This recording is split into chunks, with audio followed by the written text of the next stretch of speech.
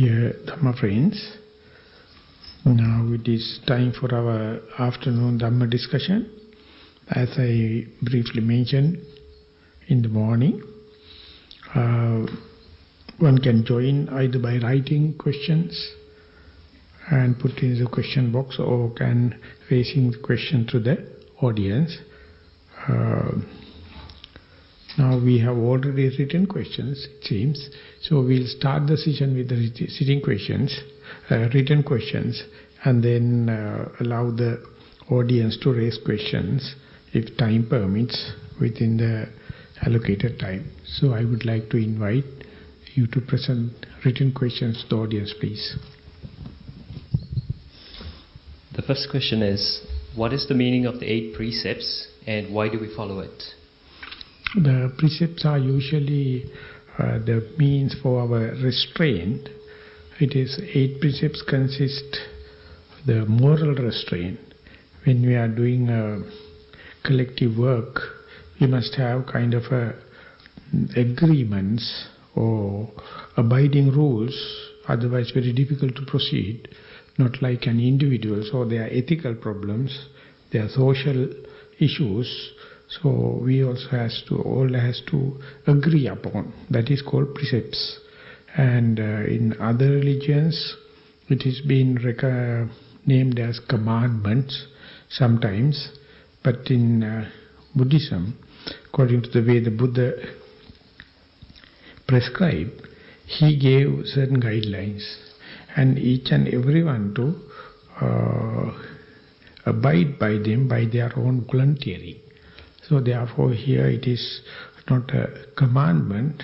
One has to understand, if we are to live in this society, we have to abide by rules and regulations of the society.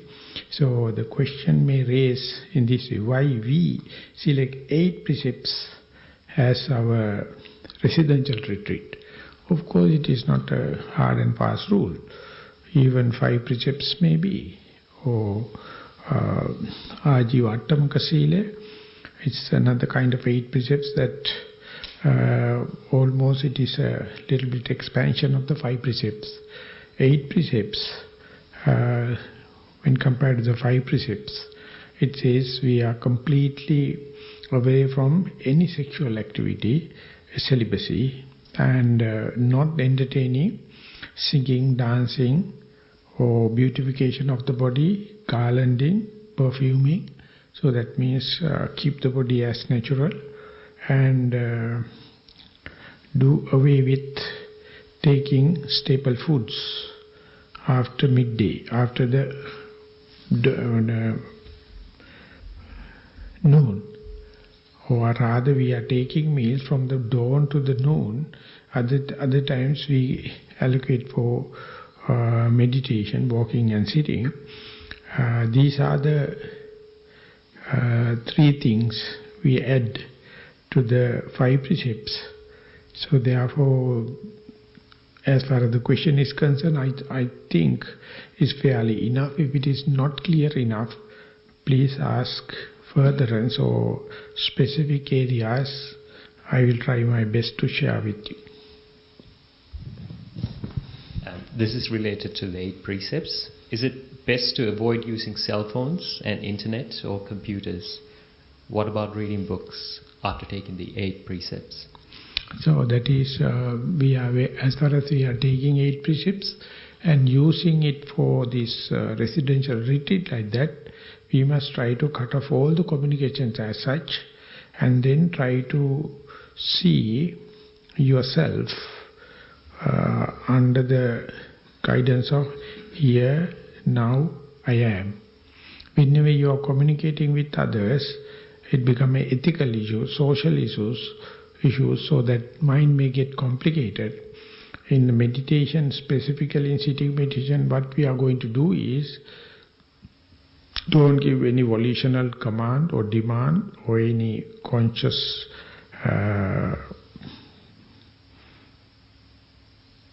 actions in the bodily and verbally. That means you keep the body and bodily activity and the verbal activities as passive as possible and vigilantly and diligently you observe.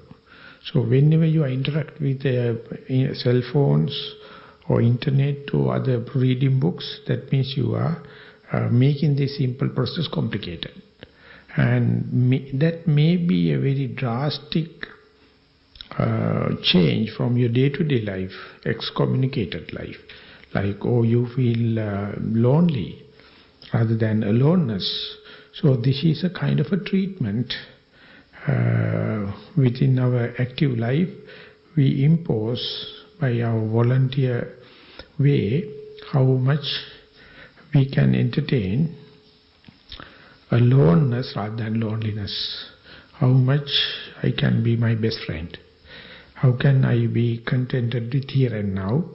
So in that sense, best to avoid as much as possible that kind of ethical and social interactions. So therefore in the meditation centers, prescribed with the noble silence, it is categorically mentioned, no cell phones, no telephones, no internet, no reading, not talking, but try to be and to be yourself here and now. Could you please provide us, beginners in meditation, any tips for both sitting and walking meditation?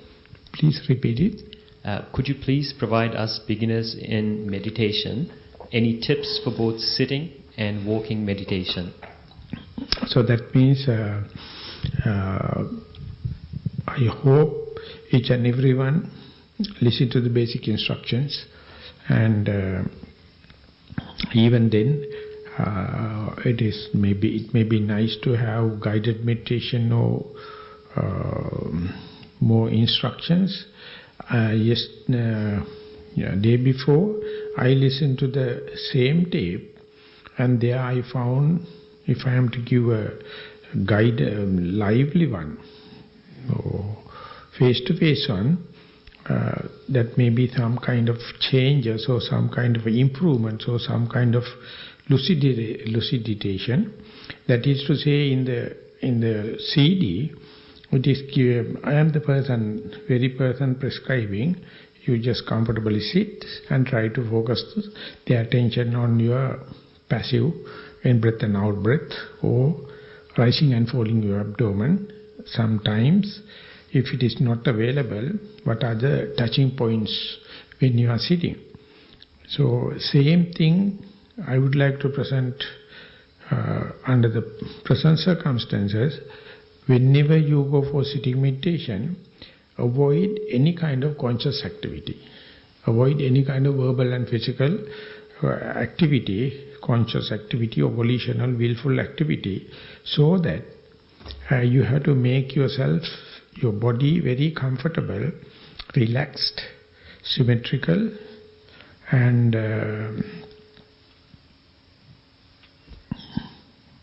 you want to feel the peace. And if you can maintain that relaxation, that symmetrical weight and freedom, that is the best of your meditation. Don't worry about anything. So therefore sit it in such a way you can maintain the posture as long as possible. Day by day, if it is increased, it's a good sign. It's a good progress.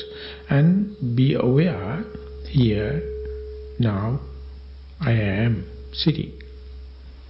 Or here, now I am. And see how much you are comfortable. How much you are at home. How much you are relaxed. And the moment you introduce into this here now I am situation, this relaxed situation and at home situation, it may not give the understanding about the advantage of being here and now. Soon you introduce it, but once you introduce and maintain for a few seconds, then only you can reflect upon, because you have a certain amount of experience. So the moment you introduce, you can't. Therefore, introduction introducing your mind to the present moment is called bare attention, sati matrava, and then try to maintain it for few thought moments or few seconds, few minutes. You get your own experience as to whether this here now I am going to give more tension or less tension, more frustration or less frustration, more direct to the present moment or hallucination, or the wandering mind, or more direct experience or inferential experience. So when and where you develop this art, try to be yourself, try to friendly with yourself, then only you can understand the comparison with your day-to-day frustration, your day-to-day friction. And after long practice you will understand even the present moment is relaxed, even the present moment is kind of a aloneness, you simply hate it. That is your whole life is you are hating it.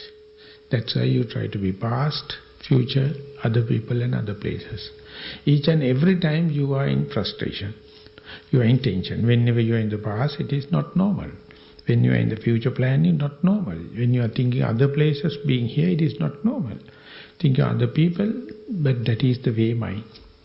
Even though this is free of charge, and it's just mere accepting the here and now, maybe on top of that it is possible, but even then you can see how hateful the mind is, how much it is avoiding it.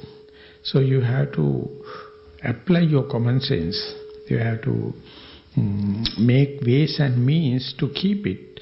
So the day you keep it for a longer period, then you can reflect back, if at all, and see, as far as mind is here, it is now, it's with me, no frustration. So that is another way of putting the sitting meditation in a practical way. As far as the walking meditation is concerned, you do one conscious thing, simple conscious action of moving up and down, pacing up and down, and try to see with the open eye, with one single movement, conscious movement, how much you can be with the present moment. That means when you are placing the left leg, you know you are placing the left leg. When you are placing the right leg, you know you are placing the right leg. Likewise, how many steps you can continue. So, when compared to the sitting meditation, this one is like a field trial. Sitting meditation is like a laboratory experimenting. And in the day-to-day activities, you are with volitional activities, but you are in a meditation retreat, and no much of socialization, no much of money-making business, no much of fame gain and other things are in your short objectives, and you see how composed, how much you can be here and now. So therefore sitting, walking and day-to-day activities is little by little becoming more challengeful. So for a beginner, we introduce sitting meditation as such and try to be diligent, try to be vigilant, try to be mindful to keep the stream of consciousness here and now. But you can't sit longer, then you have to go alternative postures, like walking meditation is like an exercise, and meanwhile you try to be mindful, and we try to allocate 12 to 14 hours if possible, sitting and walking, rest of the time sleeping, meals, bathing and other personal activities. Do it SMS, slowly, mindfully, silently, and try to keep mind as much as possible here and now. This is how you can compare sitting, walking and day-to-day activities. And while you are observing and practicing, we may take further as and when the difficulties arise. So as and when you gain your own experience, I hope it is enough to start as a starting point for today's question. The next question is, I have previously been taught that behaving mindfully is not necessarily acting slowly, but at the most appropriate speed for the occasion. Please comment on this. The behaving mindfully is kind of abnormal coining of words. Mindfulness is mindfulness. It is nothing to behave as such. Mindfulness is a free flow. So, the simple answer for this question is, consult your body knowledge. The body knows the best. Don't impose anything. Anything you add, it is just like dust to your eye. Just be mindful. Just be here and now. Here and now is not a commandment. Here and now is not a abnormal instruction. It is bring the mind at home.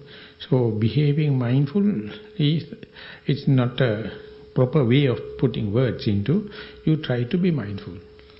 So mindfulness is part and parcel of our life, but we never know.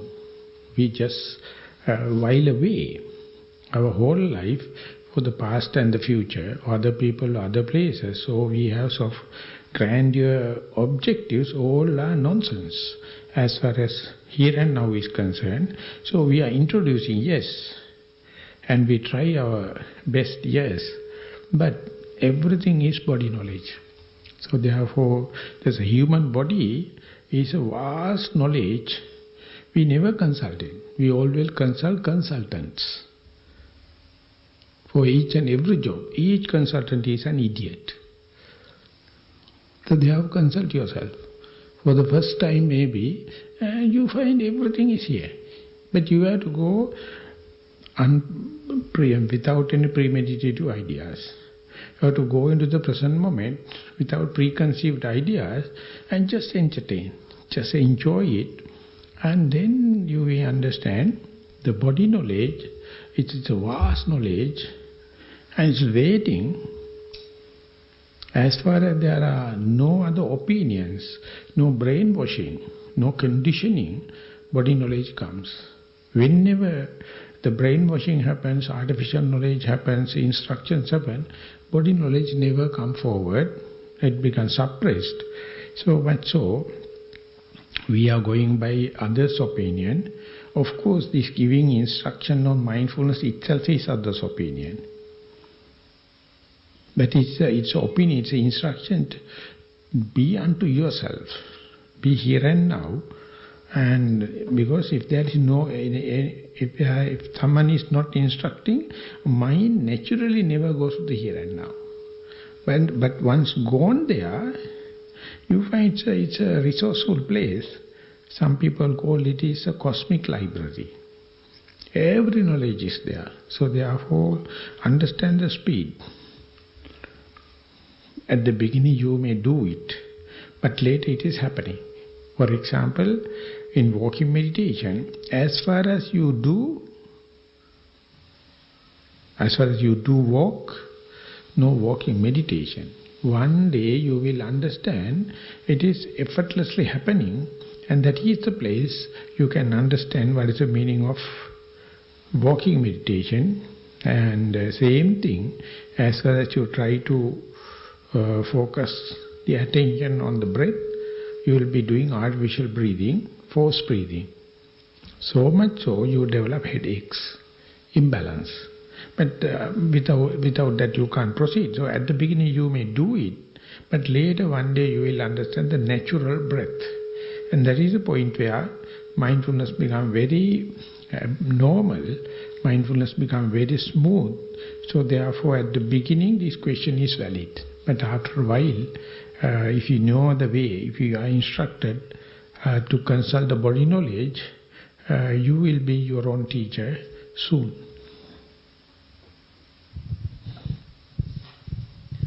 The next question is, please explain the eightfold sorrowful stages of life. eightfold sorrowful. There is no such a standard thing. If someone can give me a clue, the person who is asking the question, there are no such sorrowful 8 stages. Sorrowfulness is not eightfold, it is myriads in fold. I don't know what does it mean by.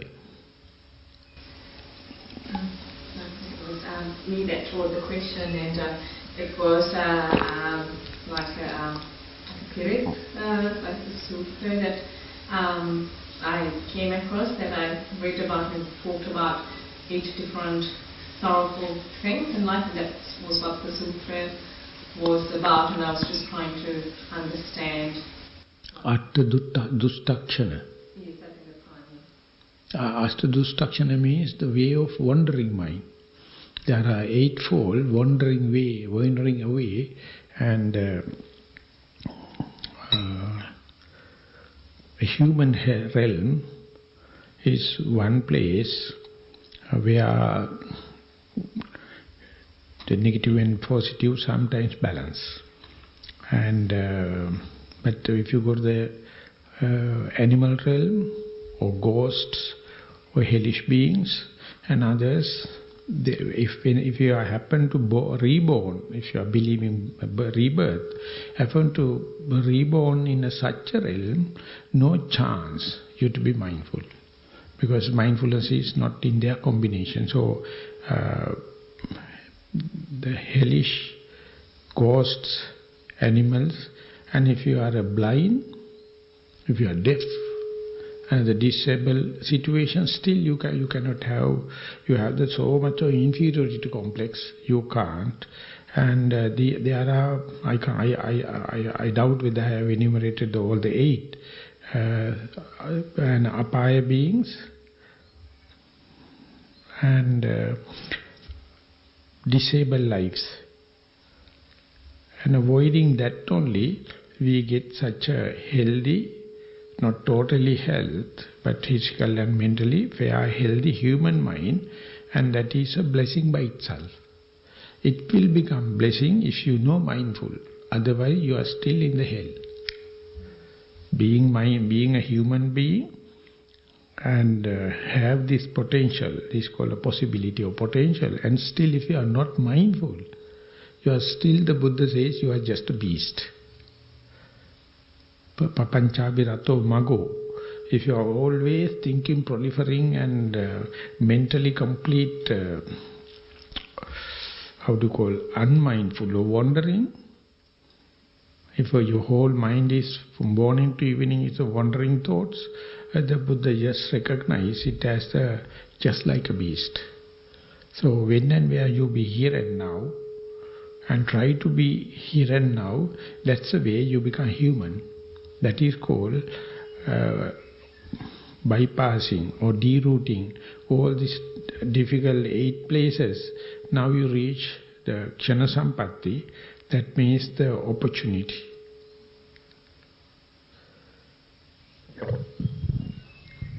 The last question.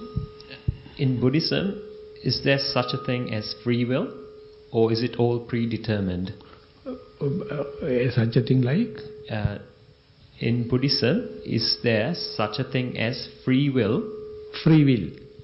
Or is it all predetermined? The Buddha mentioned predetermination is pubbekata hetuka vada. He rejected it, and he says, you don't have your governing power, no controlling power, and therefore whenever you think that I have my free will 100%, that you also are very arrogant. So therefore both of them are rejected. So instead the Buddha mentioned 4 reasons: kammaja, chittaja, utuja, aharaja. Whenever phenomena to reveal or phenomena to manifest, you have your karmic forces, your momentum you bought from the last life, or your habits, or your tendencies, or your directed dispositions. Chittaja, your mindset, that means your upbringing, your likings and dislikes, your personalities, your will, or your determination. Uttudaya, depending on the climate. You see that the countries like this, it's a very cool climate and temperament of the people are different. When you go from the equator or to the northern hemisphere. So, and within that also, the climatic changes are there. These four are influencing aharaja, type of food you take.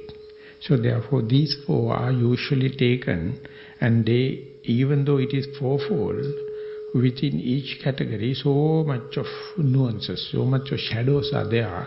So, pubbekata hetuka vada, that means determinism, not accepted, or complete free will, that is to be arrogant, telling, I control myself, I have governing power, that is what you are going to disprove in the meditation. So you have to go in between, middle path. That's all. We have taken about 30 minutes, so we have 1 hour more. Anyone want to raise a question?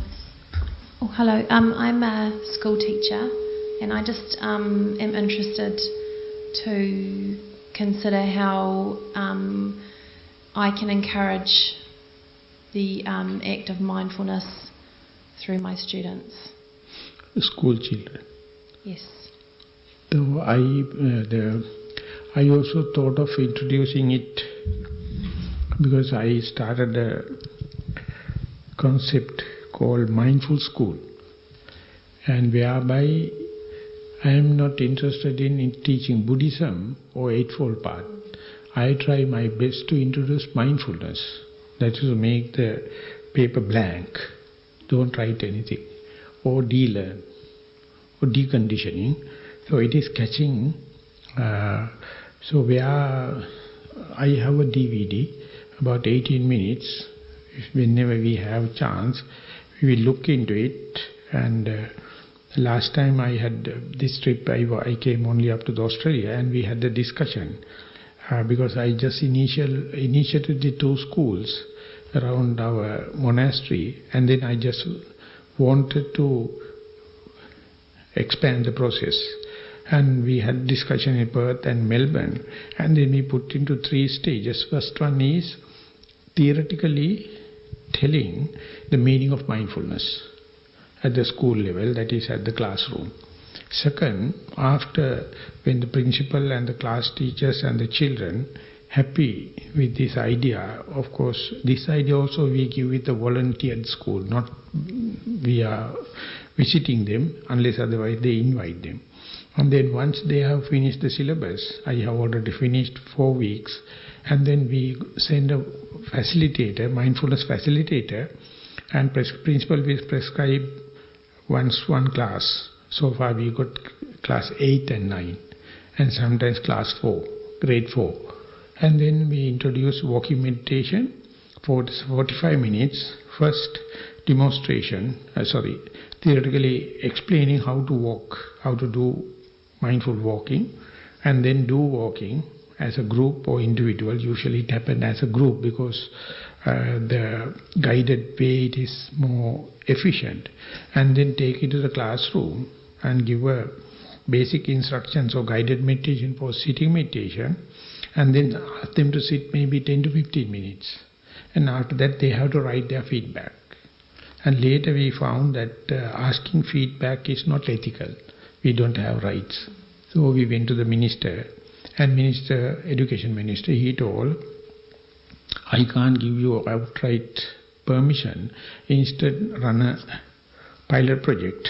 And then just before coming, we completed 17 schools, 160 teachers, and 300 odd number of children. And it's enormously positive. All the children, whatever they do only 15 minutes sitting, and their response, very crispy, very positive. And the minister was so impressed. Now we gave the permission to run the program for all the national schools. We have 140 national schools in Sri Lanka, and they are the most favorite one. And then later the provincial governments, some provincial ministers consulted us, and we are giving. And now the mindful school concept went to the mindful campus, mindful Montessori's, and ultimately it has gone to the level teaching mindfulness to the pregnant woman. And ask them to be mindful or take retreats when they are pregnant. It's a remarkable difference. The children before the meditation and after the meditation. And go up to the university level, and this is how we do. So beforehand I had my meditation career for 30 years. Out of that 12 years, back-to-back meditation retreat in our place, that was basically with the elderly people. And that is how we got the credibility. And when we are telling them, this is a trial run and my basic task is for the children. Now the parents develop kind of a relationship with me or credibility. Now they are happy. Otherwise very difficult to impose from the top-down authority. And it is heavily acted by or used by politicians. It will become a political agenda. So I am not happy. So what I did was, I did with the grassroots level. And the children, but very difficult to give it to the children because of this religious dogma. In Sri Lanka, being a Buddhist country, Buddhists are the worst lot in introducing mindfulness. You won't believe. Worst lot. They are not happy. Buddhism people never happy with mindfulness. They say it is something against. So I have to develop my own credibility. I have to develop my own language. I have to develop my own reputation. Then only, first I have to convince the elderly people, the mindfulness is the essence of Buddhism. It's a different two languages like. Same thing happened to me when Australian monk first time taught me about mindfulness. I was fighting with him 3 years.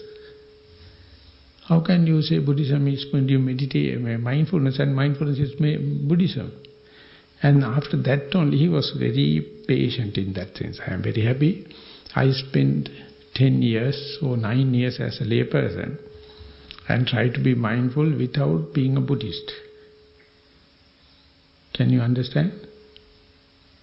Try to be mindful without being a Buddhist. That is hiding myself, not to show anyone that I am try to be mindful. Very difficult. Very difficult. Even these old Sri Lankans, they never understand mindfulness. They wanted to have magics. They coming here for the retreat with so much of ideas. They never consider this as a de-learning process. They never learn this as a deconditioning process. They wanted to get conditioning. Black magics. Wish fulfillment. All the other nonsense. So I have to use a separate language, separate technique, or separate tactics to do it. So once the point I am making is, once it is reached, the children are teaching their parents, they are teaching their own teachers, principals, everyone. So then I feel very happy. I had 5 days continuously in Melbourne. You won't believe. Daily 150 to 200 people, children comes from 5 to 7, 2 hours. And I give them a chance to do walking meditation, guided meditation and sitting, and some mindful games, some clips. And the way I don't know whether I bought it, I asked children to write their opinion. I gave some topics. What does it mean by mindfulness? What does it mean by here now I am? What does it mean by sound or silence? What does it mean by one thing at a time and that done well? What does it mean by the glad game? The way they present, you won't believe how sharp they are communicating. And then parents are coming telling, Bhante, please, please, please, we'll continue like this. How can we continue it? And the facilitators are very nice, of course, back at Melbourne. And they were very nicely fostering children, like mothers. And they says, I told that you have done a very nice job. Please continue at least once a month. And now on 7th January, we are going to start a regular program of training teachers in the national schools, maybe 2 hours sessions, telling the meaning of mindfulness, walking meditation, sitting meditation and some glad games. So they have to teach in their schools. And so I have to run for next term, that means within 3 months, we have proposed so much of sessions, and 5 years we have to run, give it to the national level. And at the 10th year, my plan is to introduce mindfulness as a school subject. And there's a parallel program in America, exactly known as mindful schools, but they are doing through the IT technology, not a personal interact. Their plan is to introduce mindfulness into the school curriculum in 30 years' time. So mine is in 10 years, still I think it's foreseeable, because now the gathering momentum. And in Brisbane and in Melbourne, there are some, under the Australian constitution and the syllabus, they introduce Buddhist values and literature to the schools according to the parents' presentation. I asked them to consider introducing mindfulness, but they are not so happy. They are very happy with introducing Buddhism literature, but the mindfulness, so I had to be very strategic and go there. So therefore, if you also giving a helping hand, definitely we will share. We have Dunedin, Melbourne, Brisbane, America, and the Gainesville, and UK, in Toronto. That is some Sri Lankan migrants, when they have Sunday schools and kind of thing, they try to give it to the school children, and that is a separate issue. And in Sri Lanka also we have Sunday schools, it's a very big network. There also I try to give it, and then there are some Pirivena means, how to call monasteries, training young monks, Buddhist monks. They are also sometimes happy, they are also not directly accepting mindfulness as such. They are happy about the Buddhism. So I try to not to get mixed them up, I present them as a secular method. So then we met the bishop in Colombo, telling that we do in the secular way because 75% of children are Buddhist, 25% non-Buddhist, so we wanted to give it. He says, not me, to the facilitators, not necessarily, you can still give the Buddhist principles and still we will support it. So they definitely support for the secular way. We have Muslims, we have Tamils, and all we are going to introduce mindfulness. So I have some material. Best is, I will show you towards the end of the retreat 2 video clips we have prepared introducing this to the national level. And then the second thing is, now we are introducing teachers training program, very recently organized. So you may all come with joining hands. Is that what, am I answering your question, or your question is some other direction? Oh, no, that's all. Thank you. So it's, I don't know, the world is so, my universe is now mature enough to understand this panacea for everything, mindfulness, but Buddhists are the worst lot. They do understand. They wanted to promote Buddhism. And why do you think that is, why don't they understand that? You have to understand, you are a Buddhist. You don't understand. Well, for me, I think you can't be a Buddhist unless you have mindfulness. They go hand in hand, you know, in terms of That is the way you think. And I think personally, for me, I see Buddhism as more of a philosophy anyway, because, you know, as you said before, there are no commandments. Everything is voluntarily, and, you know, and mindfulness is needed in order to I think, to really understand your mind, yourself, and then also what the Lord Buddha taught. And so for me, you know, and when I explain it to my friends who are not Buddhists, I always explain it as a philosophy in anyway, and I think mindfulness as a secular subject, I think it's a really good way to treat it and to make it more popular worldwide anyway. But I'm very curious though as to why, you know. No, your curiosity on what? What is the point you're addressing? So why do the Buddhists in Sri Lanka don't accept mindfulness as being related, and Buddhism and this actually... So I will tell you my encounter. I was in the second year, my university, and there was a lake house fund building, and there was that Australian monk. He was a white monk. That's the attraction. Not the Buddhism, not the mindfulness. So I went to him, he rejected me. Get out, you people are useless fellows. So then I was double attracted. So I went there and argued continuously. Then he says, do you know mindfulness? I told, I don't know. So how can you say you are a Buddhist? Then you are not a Buddhist. How can you teach me Buddhism? You are Australian. So it was a kind of a thing, his tactics. 3 days we had the heated arguments. I am telling I am a Buddhist, I got a credit pass for the advanced level, ordinary level. So how can you teach me Buddhism? I know. So he told, you buggers are useless because you don't know what the crux of the teaching of the Buddha, mindfulness. Then I told, no, our Dhamma teacher never taught us. Class teacher never taught us. Our village monk never teaching us.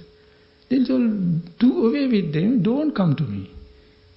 So after 8 years practicing, hiding myself, and I just wanted to be true to type.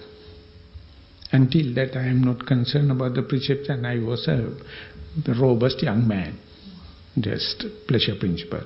But slowly, when it is happening, I found never I can communicate with my parents and my family members, friends that Rukman knows, he was with me in the university. No one knows. Because I know no one accepted. And then I went to the forest, I hiding myself. Not to come to the society, because society needs rituals. They want magic. They wanted to have this and that wish fulfillment. And that's what they are using. I am also was. I was. But now, when it is happening, I thought never to teach, never to go out, because useless. And when I go to Burma only, I learn little bit of tactics, because Burmese people are bringing the meditation to day-to-day practice. I mean day-to-day life rather than Sri Lanka. So when I come back, I started with the monastic people, and then only it is going. So therefore I am telling, the Buddhism is a block. To be mindful, to be non-judgmental, to be not premeditated. Just to have blank mind. And children is a sure target.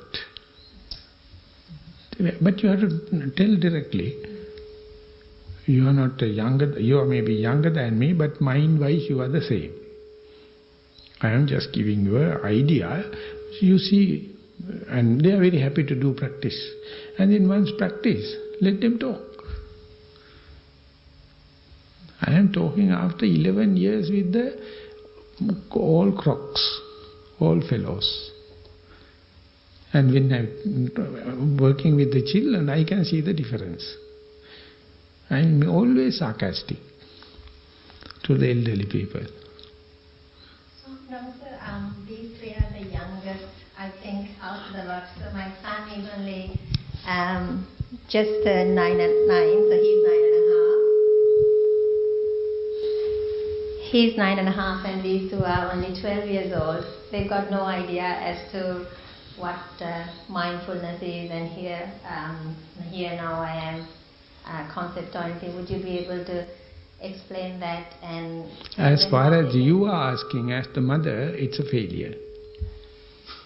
They have to ask. Yes. Because that is the way you are imposing. They hate it.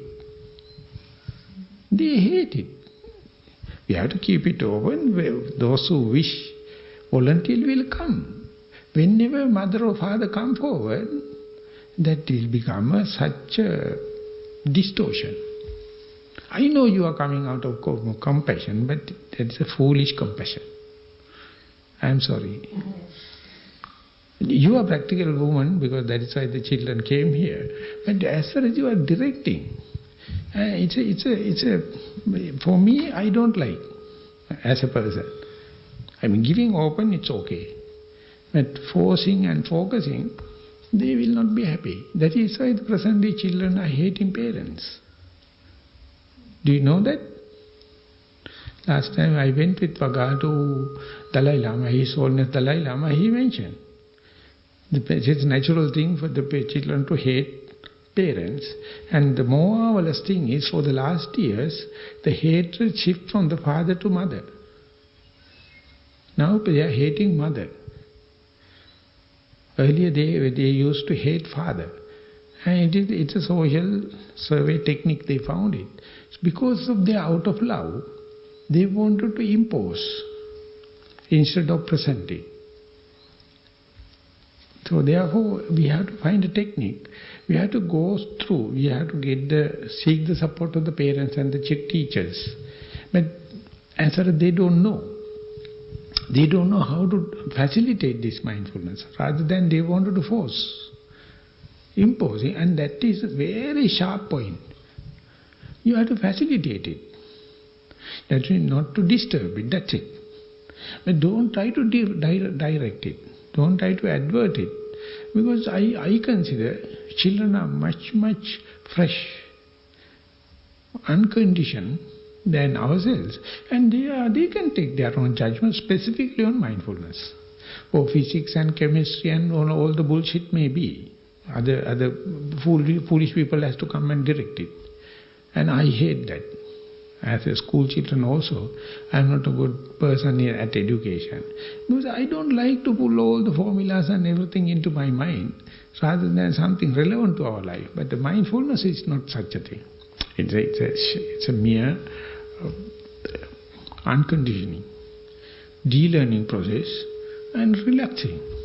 So therefore, we have to direct children, but it is to be done just like you are handling flowers before offering to the Buddha. You are arranging in such a way, but accepting flower is a very delicate one. Likewise, you have to handle it. So, when I am presenting this book, there was 100 teachers and the education, the commissioner, Grand Commissioner, and the director. Then I told, don't change even a single letter, because you don't know. So I was like adamant and all the kind. I thought it meant too much.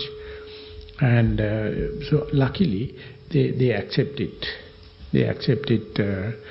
Just give a bare knowledge on the mindfulness. Don't go for the technical side.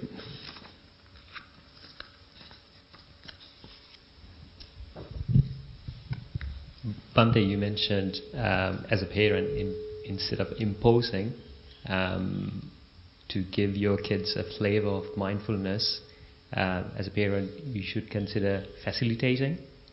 As? Facilitating mindfulness to your... Parents has to be mindful. Simply, they are not mindful. At home, they are setting a wrong example. So children are completely misled. I am telling, be mindful and mind your own business. They are not minding their own business, they want to teach others. I know it is compassion, that's the way my mother was working. And she accepted, she don't know. And she was not imposing, and that was a very lucky situation for me.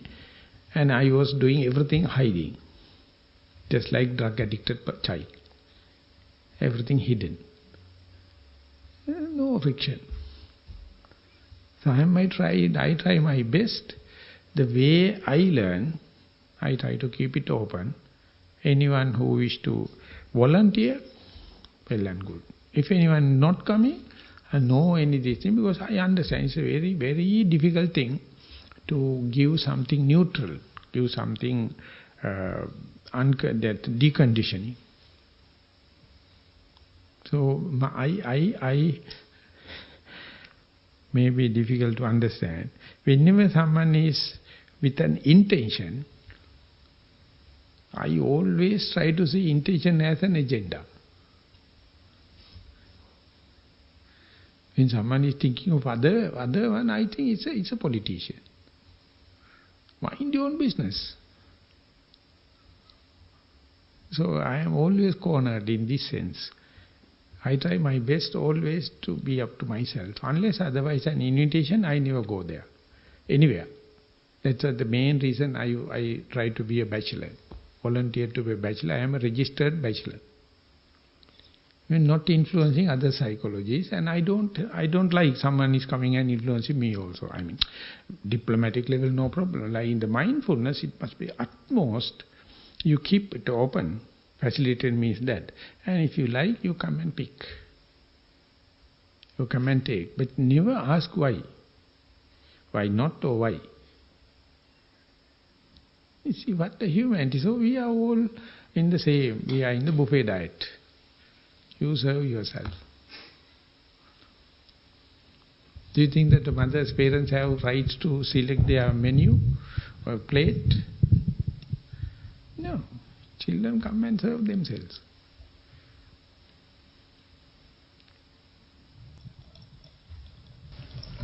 Bhante, when you said about teaching mindfulness in a secular way, I was just interested, you know how sometimes mindfulness is taught in like companies and people use that to make more money, or it can be taught to soldiers and they use it to harm other people.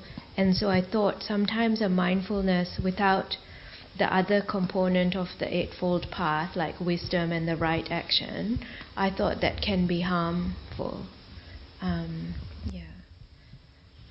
It's an open issue. I don't know whether you have seen that the film they prepared in UK, USA. They use mindfulness as a technique for autistic children. And in UK, USA, each day 26 war veterans are committing suicide, more than in the battlefield. So it's a huge national problem. So Richard Davidson has taken some of them and teach mindfulness, and they have found 40% recovery after 10-day retreat. So it became like a very famous positive sign. Then Bhikkhu Bodhi made a comment. Now they are going to capitalize this, telling, you have nothing to worry, you can be a soldier. If the post-war trauma going to happen, we have medicine. Don't worry, we have mindfulness. So they are promoting warfares because they say mindfulness is the answer. So then only it came to me and all the world also. So therefore, even the mindfulness can be maybe used as a tool. And therefore, it must be always religious, or should it be secular? So I am taking the advantage. Sri Lanka is a religious country. So I am not going to impose that. Under such circumstances, I present mindfulness only as a secular. So each and every school, they have their own religious activities. I don't interfere with them. I am giving as a subject, please let them know, be here and now. And I am not telling it must be Buddhist principles or Catholic principles or Muslims. So when it's going there, we have to face it. We have this open question. So I am being a traditional Buddhist monk, Some of my friends vehemently against. They said, no problem. I have my own reputation. I am ready to risk it. Go ahead. And see, so when I am presenting to children, some parts I am not dealing with. I am only talking with what is related to their education, discipline, and peace of mind. Like, don't go beyond, but things are open. Anyone can make proposal in time to come. So keep it open. I don't think we make vulnerable. Because all others has to observe it, be vigilant, and make use it.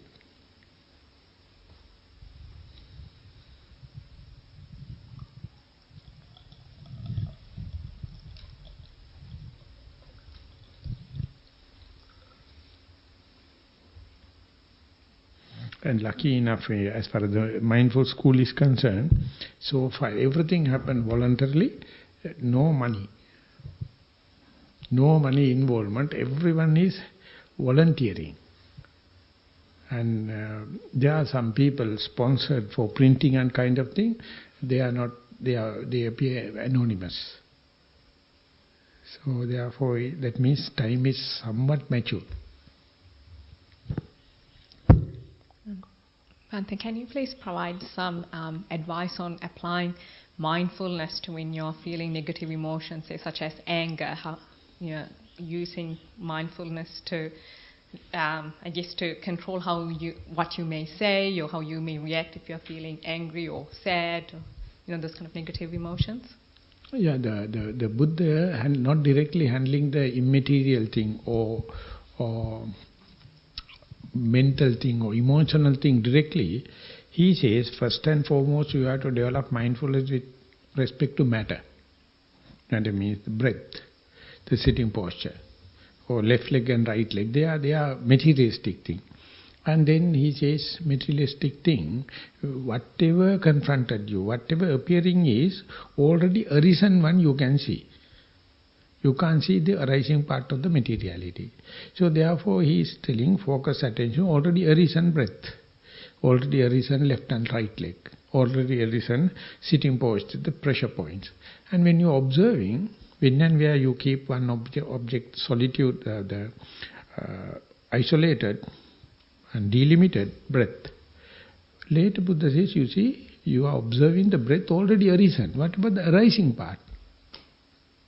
And there your mindfulness becomes so sharp, so aligned, so tuned. So there you can understand your mindfulness is somewhat very immature. It's a momentary mindfulness. When it's a continuation, the momentum gathers.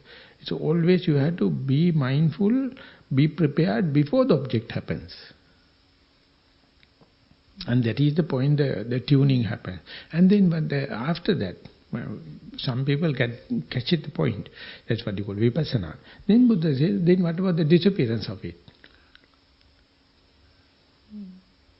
Understand? Middle, beginning, end. The phenomena, whatever may be, it has the beginning, the middle and end.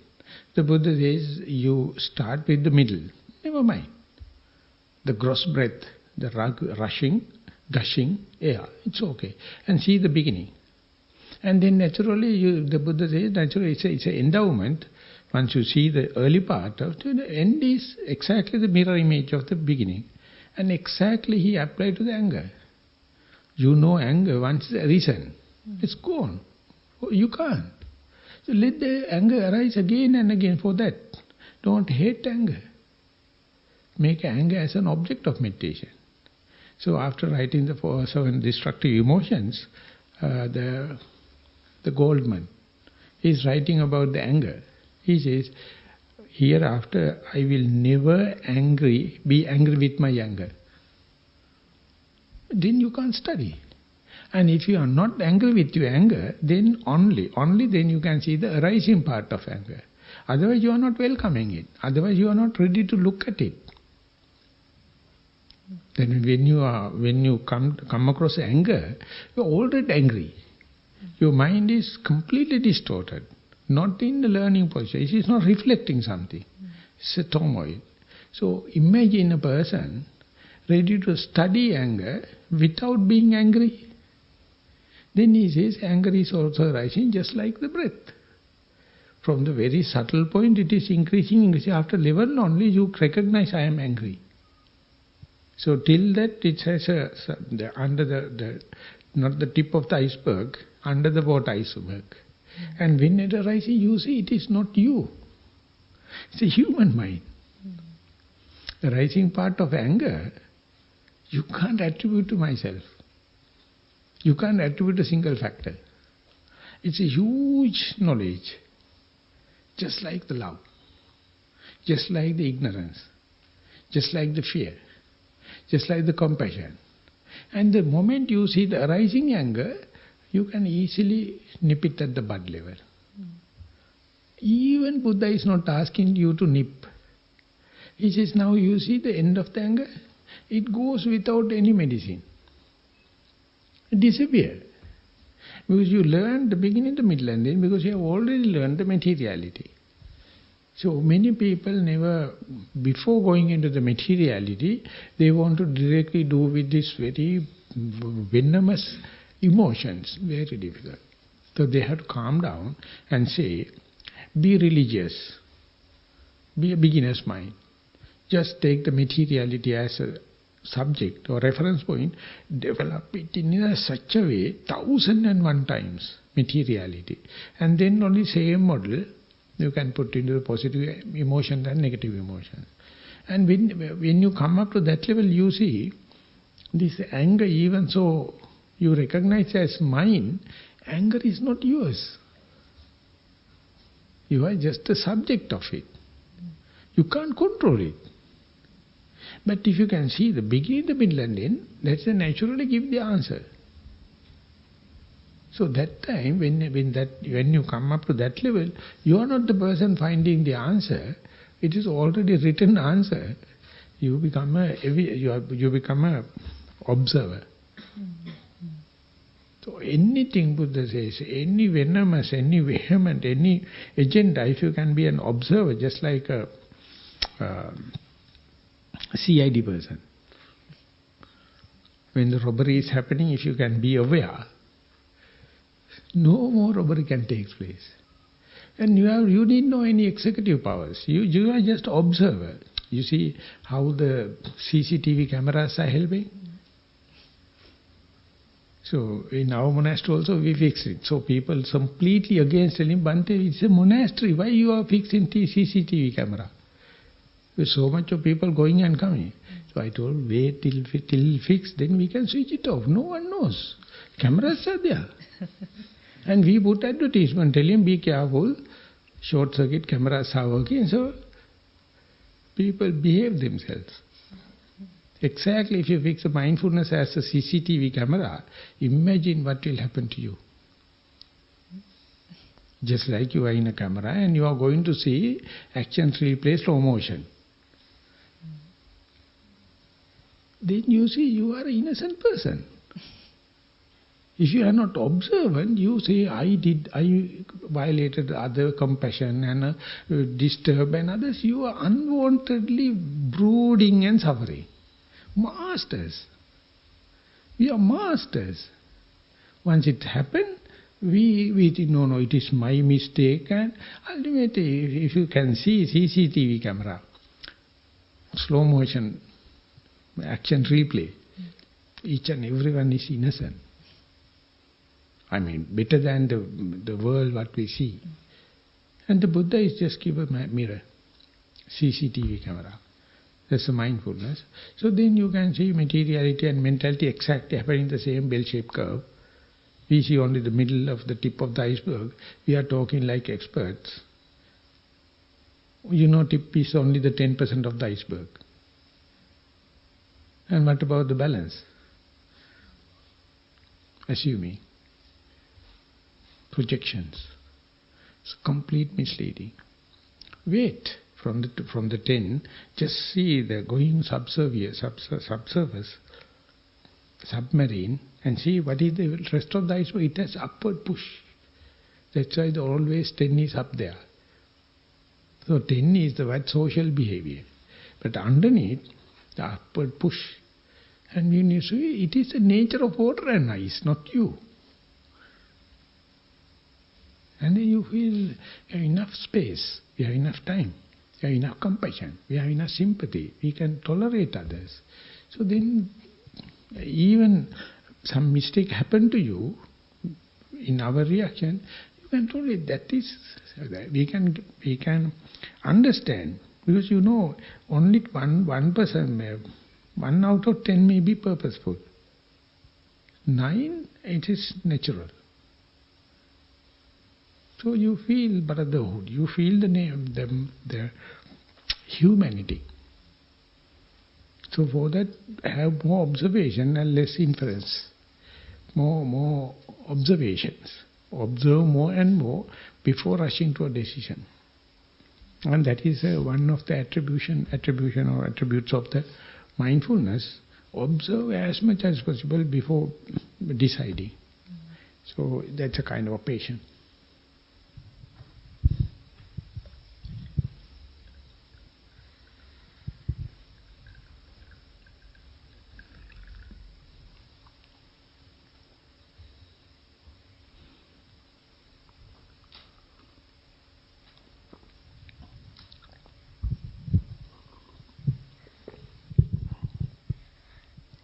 Could you explain how I would understand what mindfulness is?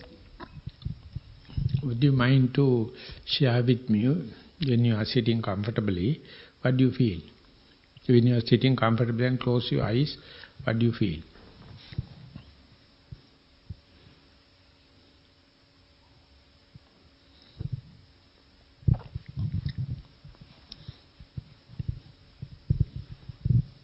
I feel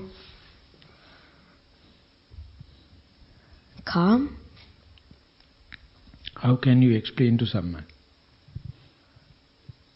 How can you prove? How can you verify to someone, when I close, doing nothing, I feel calm? I am not challenging you. I am asking to prove it to someone, or communicate with someone, or verify to someone, what is the way.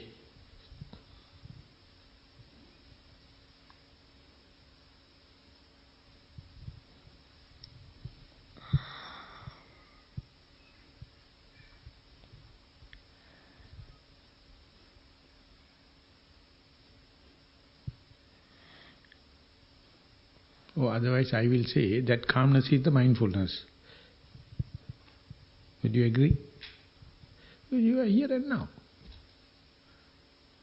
Whatever you feel, even a pain, even a pleasure, it indicates you are present.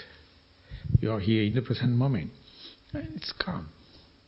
So therefore, mindfulness is easy to experience than explaining. So that is more practical than theoretical and inferential knowledge. So you have to sit. So when you are walking, okay, now you are sitting, how do you know you are not standing?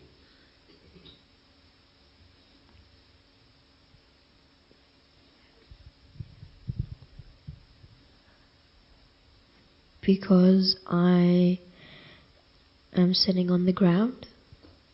How do you convince me? How do you explain me? I am sitting, I am not standing, I am not lying down, I am not walking. Because what? Because of what? Because my body is on the ground. Touching. Yeah. Your touching points are different in walking and sitting.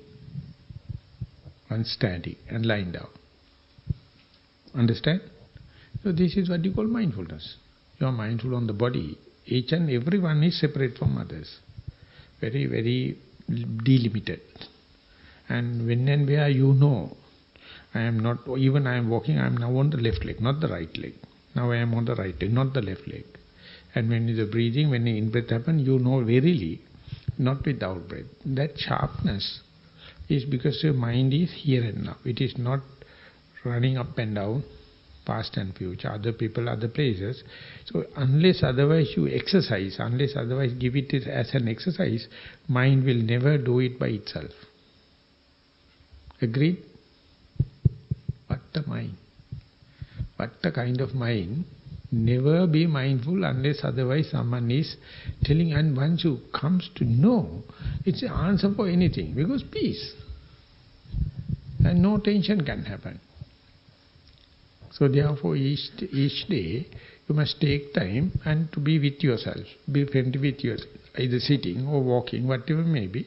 Utterly 100% be aware of your posture. And that is we call mindfulness. So, or negative way we can say mind is not the past, not in the future, not with other people and not in other places. That you call mindfulness. Or literally it says vigilance. Or very vigilant.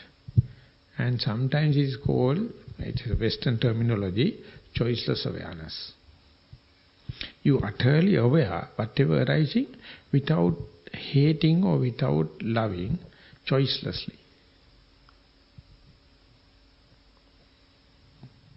When whatever the thing happen, you're ready to accept it without much of reaction. That's also another outcome of mindfulness. So now I am asking, what is mindfulness? Mindfulness is where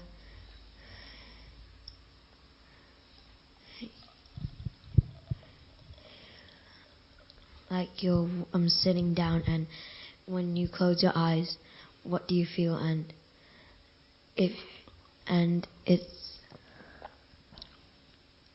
could be different to someone else. Like if I was sitting down and you were sitting down, and I closed my eyes, and if you closed your eyes, you might feel something else, and I might feel something else. This is the way you are putting into experiment. The mindfulness, literally it says, be here and now. And be vigilant. And non-reaction. You are not reacting anything. Unassuming, don't expect anything. So that means you unto yourself. So this is the way. So in the sitting, we do nothing and just let the body to calm down and don't talk.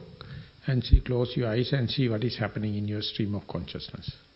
In walking, you give a command. You walk from here to there. While walking, how much steps you are here and now. How many steps you can walk mindfully. And if it is going for sound, well and good. Bring it back to the left and the right. If it's going to the visual objects, okay, bring it back. And see how many steps you can go there. And more you put into practice. One day you will understand more number of steps. You can be aware. Left leg, right leg, left leg. And for children, when we are teaching, we teach mindful brushing. Brushing your teeth. So daily when you are brushing, one thing at a time and that done well. Don't talk, nothing other thing, how you brush. And see, experience, what is the experience of brushing teeth, washing a dish, or doing something. And then ultimately you find lot of dots in the day while brushing, while this and done. And according to Venerable Dhammika, my teacher, he told, do only the things when you are doing by yourself without socializing. Whatever you do, you can make a point or tag telling I will rather be mindful. So in this book, on Fridays, week 1 Monday, it is English and Tamil, every languages are there. Friday, we give mindful games. Put mindful, how to do mindful.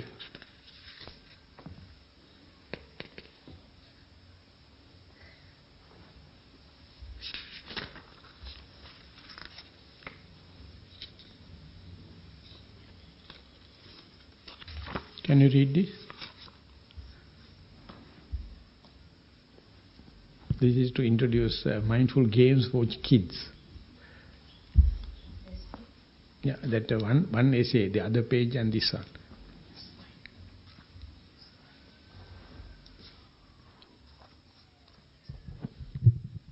when we practicing mindfulness, after a while we find that the sensitivity of the mind increases. What I mean is that we become aware of even small, seemingly insignificant issues. These can be related to the body as well as the mind. This marks progress. But when even small matters become significant, the mind may get provoked for the slightest issue. These issues could relate to your own self or what others are responsible for. The mind may become disturbed and discursive. This situation applies to children as well as adults. What should we do if we feel that my mind is easily provoked and gets disturbed? First, we should know that the increased sensitivity of the mind is beneficial to us and that it's not an obstruction. The remedies for such a situation are called mindfulness games. Let us become familiar with some mindfulness games today. In the United States, teachers taught students how to become like a tortoise. Imagine a situation in class when the teacher is absent. If another student provokes you with angry words or unpleasant deeds, instead of reacting or retorting, try to turn your mind inwards, like how a tortoise would tuck its limbs when facing danger, disturbance. Try to turn your mind inwards and become mindful. If you react with angry words or deeds, you have lost the game. Instead, if you turn the mind inwards and become mindful and not react to whatever provocations, then you have won the game. Understand? So if you have ever experienced that closed eyes and sitting, peace, if someone is disturbing you, rather than reacting, you just come back, collect yourself and be aware. And then he lost. You are the person gained because you are at peace. If you are not learned, if you are not given that instruction, you are going to react or going to complain to the teacher or to the parents. Ultimately, so much of repercussions. So easily then and there you can stop, you tuck in, just like a tortoise. And then appear like defeated. The other person come, you know you are not reacting, you tug in. But ultimately you win the game. No much of a repercussion, no much of echo going out, coming. So likewise, each week we are introducing one more mindful game. Now we have a bunch of games for children. And ultimately they teach their parents. But they are fighting each other. So if the mindful children available, they say, you don't know mindful games like, because when the mother is angry, father also get angry. So when the mindful child is there, they become like a shock absorber. So now you understand mindfulness? So this is the start. So daily we have to add more shades, more meanings, more way we can put into our life. Then after a long time only, you digest it. You absorb it. At the beginning you have to learn and practice a lot. And you are sympathizing yourself. Basically you are not grumbling with yourself. You sympathize, okay, never mind, well and good. You go to the next moment to be mindful.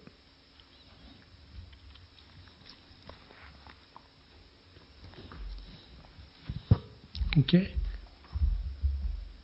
Thank you.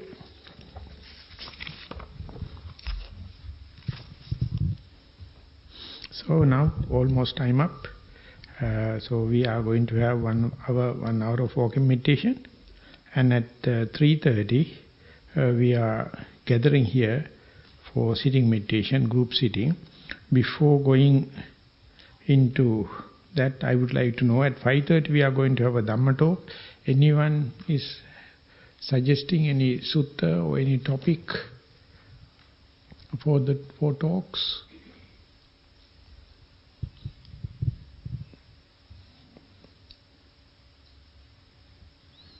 No.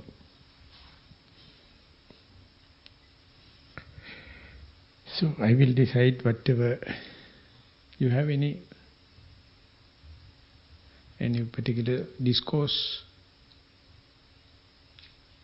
It must be a shorter one because we have 3 talks, I think. Yeah, we have 3 talks.